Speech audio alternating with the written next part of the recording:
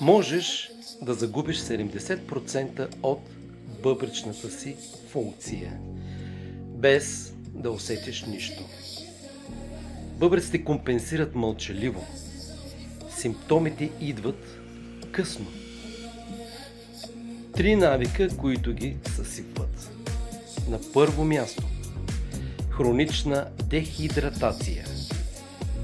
Тя сгъстява кръвта и товари филтрацията. Висок прием на сол повишава налягането в нефроните и честа употреба на обезболяващи, която от своя страна уврежда бъбречната тъкан. Ето какво е добре да се прави, да ни кажа задължително. Вода поне 2 литра на ден.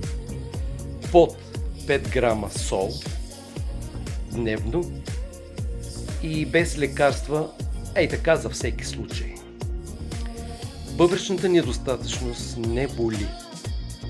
Тя прогресира.